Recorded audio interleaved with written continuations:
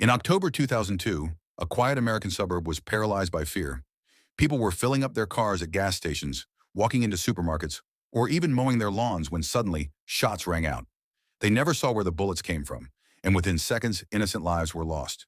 This was the beginning of what came to be known as the Beltway sniper attacks, one of the most terrifying true crime cases in U.S. history.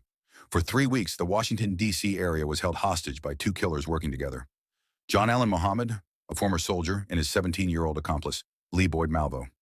They transformed an ordinary blue Chevy Caprice into a deadly weapon, cutting a small hole near the trunk so they could fire their rifle from inside the car without being seen.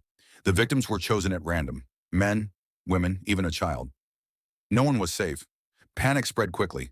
Parents were afraid to send their children to school. People zigzagged through parking lots to avoid being an easy target, and gas stations set up tarps to shield customers as they fueled their cars. It felt like a war zone, but there was no clear enemy in sight. By the time the snipers were finally caught, 10 people had been killed and 3 others seriously wounded. The arrest shocked the world, not just because of the randomness of the attacks, but because the killers were a middle-aged man and a teenager working as a deadly team. Muhammad was sentenced to death and executed in 2009. Malvo, because of his age, was sentenced to life in prison without parole. The Beltway sniper attacks remain one of the most chilling reminders that terror doesn't always come from overseas or large organizations. Sometimes it comes from two people hiding in plain sight, turning ordinary life into a hunting ground.